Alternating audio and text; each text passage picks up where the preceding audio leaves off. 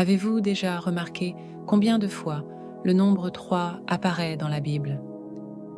Pourquoi est-il associé à tant d'événements importants dans les Écritures?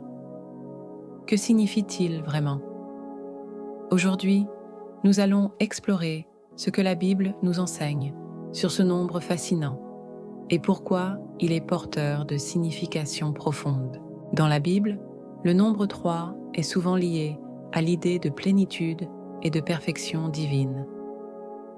Dès le début de la Genèse, nous voyons que Dieu crée l'univers en 6 jours et se repose le 7e, mais le 3e jour marque un tournant important. C'est lors du 3e jour que Dieu crée la terre et les plantes. Genèse 1, 9, 13.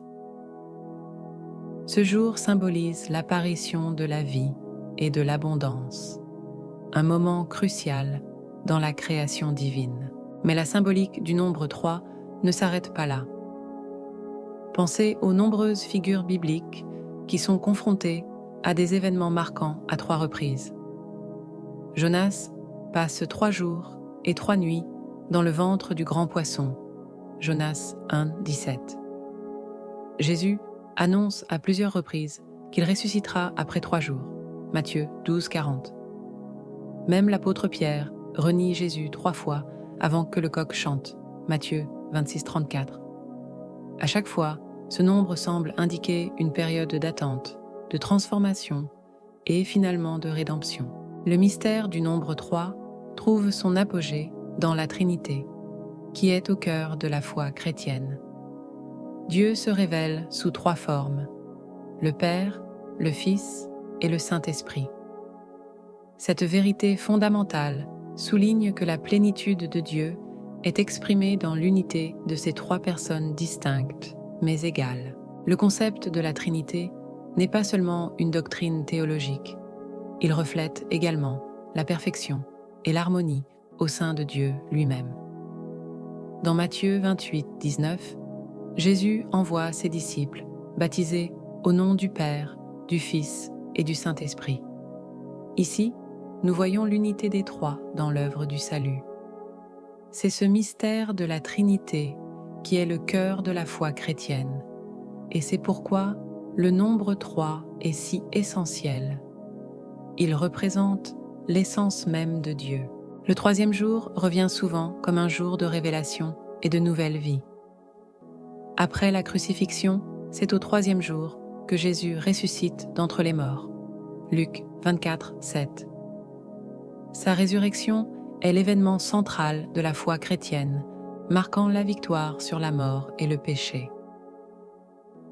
Le 3e jour devient ainsi un symbole d'espoir et de rédemption.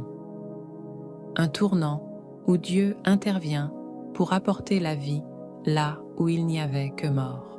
De manière similaire, l'Ancien Testament contient également des exemples où le 3e jour est un moment clé.